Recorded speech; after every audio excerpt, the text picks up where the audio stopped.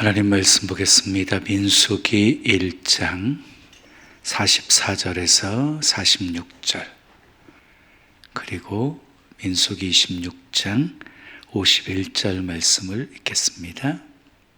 이 계수함을 받은 자는 모세와 아론과 각기 이스라엘 조상의 가문을 대표한 12 지휘관이 계수하였더라.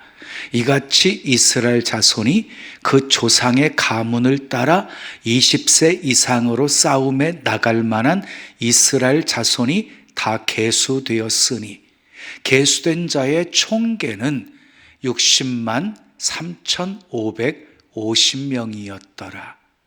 51절, 이스라엘 자손의 계수된 자가 60만 1,730명이었더라. 자, 오늘은 민수기 말씀을 가지고 하나님은 어떤 분이십니까? 라는 제목으로 말씀을 전합니다. 기독교는 계시의 종교입니다.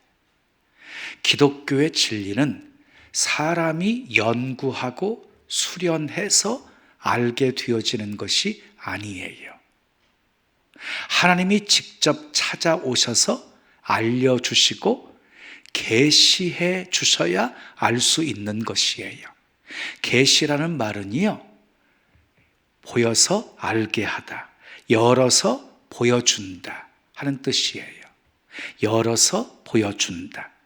숨겨져 있는 것을 본인이 열어서 알게 되는 것이 아니라 누군가가 열어서 알게 해주는 것이에요. 누군가가 보지 못한 것을 보여주고 깨닫지 못한 것을 깨닫게 하고 알지 못하는 것을 알게 해주는 것이에요. 그 누군가가 바로 하나님이십니다. 아멘. 하나님은 자신을 알려주시기 위해서 우리에게 말씀을 주셨어요. 하나님께 받은 계시를 기록한 것이 성경이에요. 자, 우리는 성경에 나오는 위대한 인물들만 계시를 받는다고 생각을 해요. 아닙니다. 예수님을 믿는 모든 사람들은 이미 다 계시를 받은 것입니다. 계시를 받아야 성경이 하나님의 말씀임을 믿어지고, 계시를 받아야 예수 그리스도를 통한 하나님의 구원의 계획이 믿어지는 것입니다. 그런데 많은 그리스도인들이 자기가 계시를 받았다는 것을 모르고 살아요. 누가 계시를 받았다고 하면 특별하게 생각을 해요. 그래서 쉽게 계시를 받았다는 이단에 넘어지는 거예요. 이단에. 예수님께서 이렇게 말씀하셨습니다. 내 아버지께서 모든 것을 내게 주셨으니 아버지 외에는 아들이 누구인지 아는 자가 없고, 아들과 또 아들의 소원대로 계시를 받는 자 외에는 아버지가 누구인지 아는 자가 없나이다 하시고 그랬어요. 이게 무슨 말이에요? 계시를 받지 않고서는 결코 아버지를 알 수가 없다는 말이에요. 하나님을 알 수가 없다는 말이에요. 여러분에게 묻겠습니다. 성경이 하나님의 말씀임을 믿으십니까? 예수 그리스도가 하나님의 아들이심을 믿으십니까? 예수님이 나를 죄에서 구원하시기 위해 내 죄를 대신 담당하시고 십자가에 못 박혀 죽으시고 부활하신 것을 믿으십니까? 예수님을 믿으면 멸망하지 않고 영생을 얻는다는 사실을 믿으십니까? 여러분들이 그 사실을 믿는다고 고백한 것은 이미 하나님의 계시의 영이 여러분들에게 임했기 때문이에요. 자, 오늘은 대림절 두 번째 주일입니다. 예수님은 하나님이십니다. 아멘이지요? 그 하나님이 육신을 입으시고 이 땅에 탄생하신 예수님, 그 탄생하신 날을 우리는 성탄절이라고 하지요. 다시 말해서 보이지 않는 하나님을 보여주시기 위해서 하나님이 인간 세상에 오신 거예요. 그러니까 예수 그리스도는요, 하나님이 누구신지를 보여주는 계시이다. 자, 민수기는요, 백성들의 수를 세웠다. 그래서 1차 인구조사와 2차 인구조사가 민수기에 소개되어져요. 자, 출애굽한 이스라엘 백성들이 홍해를 건너요, 시내산에서 머물면서 율법을 받아요, 십계명을 받아요, 성막을 건축해요. 그리고 가나안 땅을 향해서 출발하기 전에, 시내산에서 가나안 땅을 향해 출발하기 전에 인구가 얼마나 되는지 조사를 해요. 그게 1차 인구조사예요. 자, 20세 이상 된 남자만 수를 세었는데 60만 3,550명이었어요. 60만 3,550명. 그 수에는 레위지파 사람들은 계수되지 않았고, 출애굽할 때 섞여 나온 무리들도 계수되지 않은 숫자였어요. 자, 시내산에서 출발해가지고 가데스 바나에 도착하게 되어집니다. 여기까지 출애굽해서 가데스 바네아까지 얼마가 걸렸냐면 약 2년이 걸렸습니다. 하나님께서 모세에게 말씀하십니다. 올라가라. 그 말씀에 바로 순종했으면 2년 만에 가나안 땅에 들어가게 되어지는 거예요. 근데 모세가 백성들의 요구를 들어주어요. 정탐꾼을 보내어서 그 땅을 정탐한 다음에 우리로 가게 해달라고, 그래서 각 지파에서 대표 한 사람씩을 뽑아가지고요, 12명을 보내요. 40일 동안 정탐하고 온 정탐꾼들의 보고는 서로 달랐어요. 10명의 정탐꾼은 부정적인 보고를 합니다. 그곳에 살고 있는 사람들은 아낙 자손들, 네피림 후손들, 키가 크고 무기도 많고, 그래서 결코 우리는 그들을 이길 수 없습니다. 그들과 비교할 때 우리는 메뚜기와 같습니다 라고 말해요. 근데 여호수아 갈렙은 반대로 정말 그 땅은 심히 아름다운 땅입니다. 젖과 꿀이 흐르는 땅입니다. 그들을 두려워하지 맙시다. 하나님이 우리와 함께 하십니다. 올라갑시다. 능히 이길 수 있습니다 라고 말해요. 그런데 불행하게도 이스라엘 백성들은 10명의 보고를 취해요. 그래서 밤새도록 통곡하고 원망을 합니다. 차라리 광야에서 죽는 것이 더 낫겠다라고 말합니다. 그 말을 들으시고 하나님이 진노하시면서 이렇게 말씀하십니다. 나를 원망하는 이 악한 회중에게 내가 어느 때까지 참으랴. 이스라엘 자손이 나를 향하여 원망하는 바, 그 원망하는 말을 내가 들었노라. 그들에게 이르기를 여호와의 말씀에 내 삶을 두고 맹세하노라. 너희 말이 내 귀에 들린 대로 내가 너희에게 행하리니 너희 시체가 이 광야에 엎드러질 것이라. 어떻게 되었어요? 말씀하신 그대로 되었어요. 어느덧 38년의 세월이 흘렀어요. 광야를 돌고 돌다가 이스라엘 백성들은 드디어 모압 평지에 이르게 되어져요. 요단강만 건너면 가나안 땅이 펼쳐지게 되어지는 바로 그 모압 평지에 도달하게 되어져요.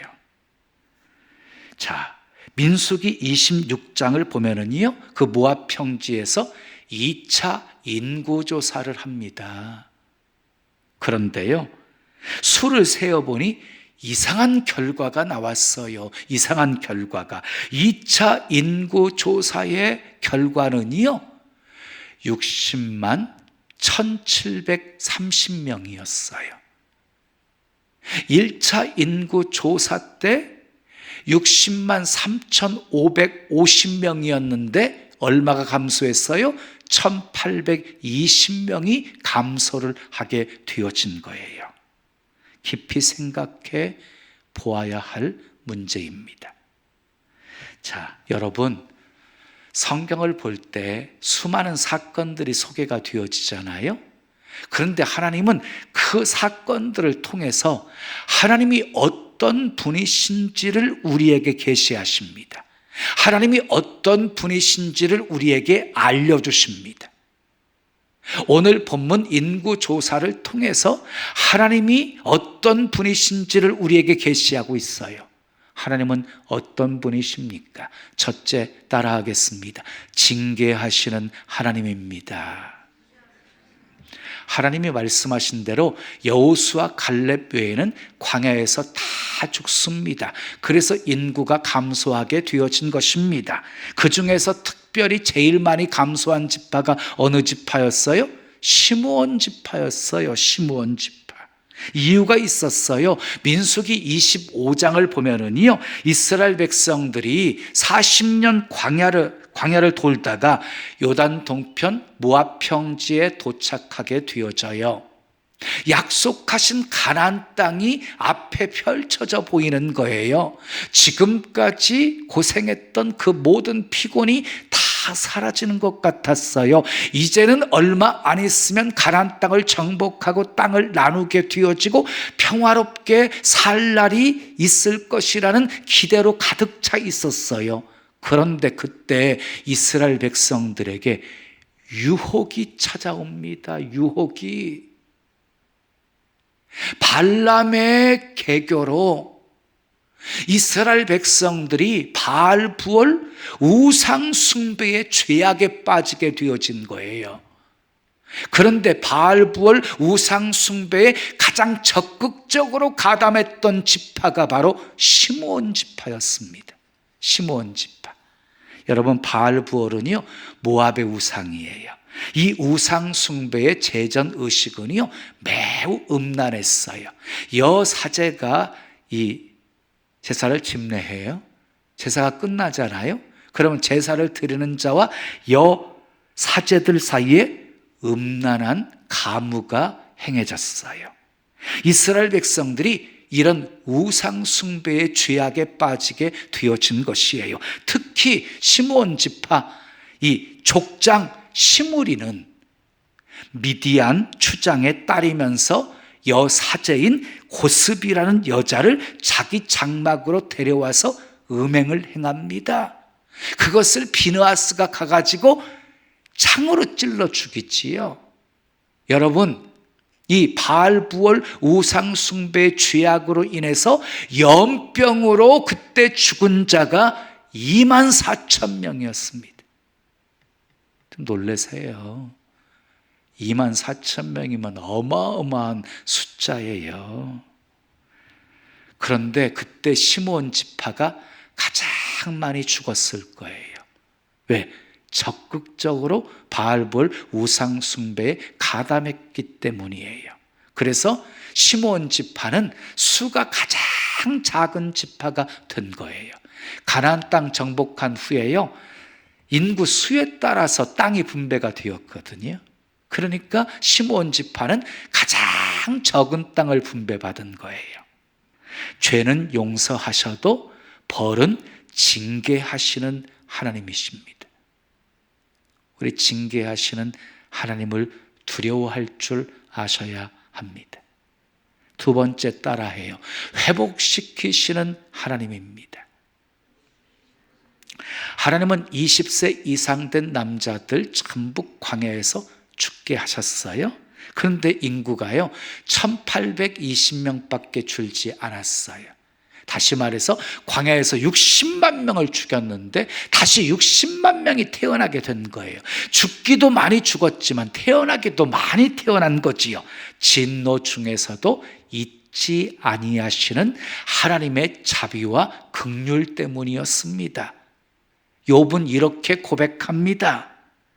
하나님은 아프게 하시다가 싸매시며 상하게 하시다가 그의 손으로 고치시나니 6가지 환난에서 너를 구원하시며 7가지 환난이라도 그 재앙이 내게 미치지 않게 하시며. 그랬어요. 하나님은 아프게 하시다가 싸매시는 분이시고요, 상하게 하시다가 손으로 고치시는 분이십니다. 환난에서 건져주시고 재앙이 미치지 않게 하시는 분이십니다. 그러므로 하나님의 징계의 목적이 무엇입니까? 회복입니다. 회복. 그래서 이사야 선지자는 상한 갈대를 꺾지 아니하시고 꺼져가는 심지를 끄지 아니하시는 하나님이라고 고백했습니다. 호세아 선지자는 오라 우리가 여호와께로 돌아가자, 여호와께서 우리를 찢으셨으나 도로 낫게 하실 것이요 우리를 치셨으나 싸매어 주실 것임이라 라고 말씀했습니다. 하나님의 징계의 목적은 회복입니다. 회복. 하나님이 광야에서 60만 명을 죽게 하셨지만 다시 회복시켜 주셨습니다. 오늘 이 예배를 통해서 여러분 안에도 회복의 역사가 일어나기를 축복합니다. 하나님과의 관계가 회복되어지고, 아멘. 처음 사랑이 회복되어지고, 믿음이 회복되고, 열심이 회복되고, 능력도 회복되고, 관계도 회복되고, 건강도 회복되고, 경제도 회복되기를 예수님의 이름으로 축원합니다. 주님은요, 이 자리에 우리와 함께 하십니다. 그분을 영접하면 여러분 안에도 놀라운 회복의 역사가 일어나게 될 것입니다. 12의 혈루증을 앓던 여인이 예수님이 지나간다는 소문을 들었어요. 예수님을 따라가요. 예수님의 옷자락을 조용히 만져요. 예수님의 옷자락만 만져도 나을 것이라고 하는 믿음으로 만진 거예요. 그 순간 혈루 근원이 바짝 마르게 되어져요. 잃어버렸던 건강을 회복하게 된 것이에요. 하나님은 우리를 회복시키시는 분이십니다. 아멘. 자, 마지막 세 번째 따라해요. 축복하시는 하나님입니다. 전체적으로 인구가 줄었습니다. 하나님의 징계 때문이었습니다. 그럼에도 불구하고 증가한 지파가 있었어요. 어느 지파가 가장 많이 증가했다고요? 므낫세 지파 25,000명이 증가했어요. 여러분, 므낫세는 누구예요? 요셉의 아들이었어요. 요셉이 애굽의 총리가 되었을 때 결혼합니다. 두 아들을 낳아요. 장자는 므낫세였고 차자는 에브라임이었어요. 그런데 이 요셉의 아버지 야곱이 므낫세와 에브라임을 자신의 양자로 삼아서 12지파에 포함시킵니다. 그러니까 요셉 지파는 없고 두 아들 므낫세 지파와 에브라임 지파가 12지파에 편입되게 되어진 것이에요. 야곱이 늙어서 이제 죽을 때가 되었을 때 요셉이 두 아들 므낫세와 에브라임을 데리고 야곱에게 갑니다. 그리고 축복 기도를 받게 합니다. 축복 기도의 소중함을 요셉은 알고 있었기 때문입니다. 요셉은 므낫세가 장자이니까 야곱의 오른쪽에 앉히게 하고 에브라임은 차자이니까 좌편에 앉게 했습니다. 그런데 야곱이 기도해 주려고 손을 이렇게 어긋맞고요. 오른손을 에브라임, 차자였던 에브라임 머리에다가 얹는 겁니다. 요셉이 그것을 보고 이 야곱이 착각한 줄 알고 시정할 것을 요구해요. 그런데 야곱이 나도 다 안다고 말하면서 에브라임에게 더 큰 축복을 합니다. 이는 장자권의 축복이 육적인 조건이 아니라 하나님의 주권에 의한 것임을 교훈하고 있습니다. 야곱도 차자였지만 하나님의 주권적인 선택으로 예수의 장자권의 축복을 받게 되어지잖아요. 자, 야곱은 축복 기도에서 에브라임이 더 큰 족속이 될 것을 말씀합니다. 실제로 1차 인구 조사 때 보면은요, 므낫세 지파의 숫자는 32,200명이었는데 에브라임 지파의 숫자는 45,000명이었습니다. 45,000명.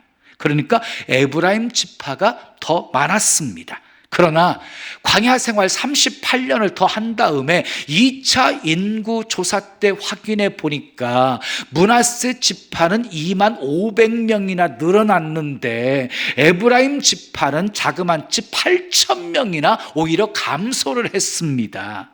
므낫세 지파가 무엇 때문에 가장 인구가 많이 늘어났는지 성경은 그것을 기록하고 있지는 않지만 성경 전후를 살펴보게 되어지면 에브라임 지파는 교만했지만 므낫세 지파는 하나님의 주권을 인정하고 경건한 생활에 힘썼으며 광야 생활 속에서도 하나님을 배반하는 일이 적었기 때문임을 짐작할 수 있습니다. 자, 늘어난 지파의 공통점이 있어요. 좋은 일에 앞장섰다는 거예요. 하나님이 기뻐하시는 일을 했다는 거예요.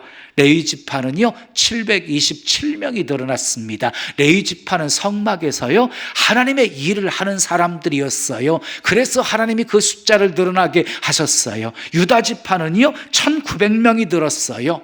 여러분, 광야 생활할 때 앞장서서 행진했던 지파가 유다 지파였고요, 가나안 땅을 정복할 때도 가장 앞장서서 싸웠던 지파가 바로 유다 지파였어요. 그러니까 좋은 일에 늘 앞장섰던 지파가 유다 지파였어요.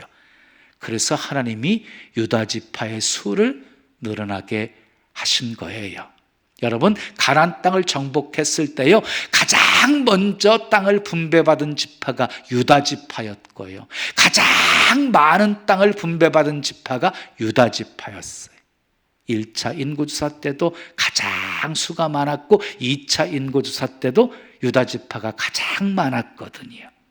사랑하는 여러분, 인간은 자율적인 존재이며 선택하며 사는 존재예요. 그러나 무엇을 선택하느냐에 따라서 결과는 크게 달라지게 되어지는 거지요. 우리 교회 안에 보면은요 세 종류의 성도들의 모습이 있어요. 세 종류의 모습이, 첫째는요 나쁜 일에 앞장서는 사람이 있습니다. 이런 사람들은 10명의 정탐꾼처럼 늘 부정적이에요. 나쁜 영향을 끼쳐요. 그 주변 사람들 다 시험 들게 만들어요.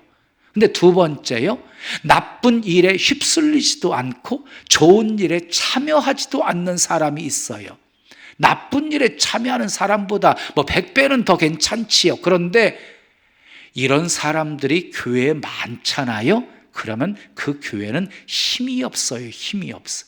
모두가 다 구경꾼이거든요. 세 번째는요, 좋은 일에 앞장서는 사람이 있습니다. 좋은 일에 앞장서는 사람이.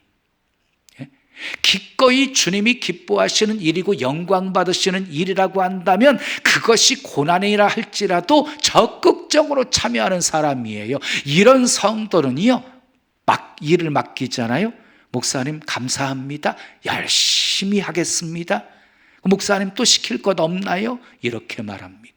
기쁨으로 사역합니다. 감사함으로 사역합니다. 좋은 영향을 끼칩니다. 이런 사람이 많이 있는 교회가 힘 있는 교회입니다. 무엇이든지 할 수 있습니다. 여러분 모두 좋은 일에 앞장서는 성도가 되시기를 축복합니다. 오늘 본문의 말씀을 통해서 하나님은 어떤 분이신지를 우리에게 계시해 주셨어요. 첫째, 징계하시는 하나님입니다. 죄를 멀리 하십시오. 죄를 범했을지라도 빨리 회개하십시오. 두 번째, 회복시키시는 하나님이십니다. 여호와께 돌아오십시오. 찢으셨으나 낫게 하시고 치셨으나 싸매어 주실 것입니다. 세 번째, 축복하시는 하나님입니다. 좋은 일에 앞장서십시오. 주님이 기뻐하시는 일을 행하십시오. 그래서 시작은 미약하였으나 나중은 심히 장대하게 되어지는 은혜, 차고 넘치도록 흔들어 부어주시는 하나님의 축복 많이 받아 자손 대대로 축복의 통로로 쓰임 받으시기를 예수님의 이름으로 축원합니다.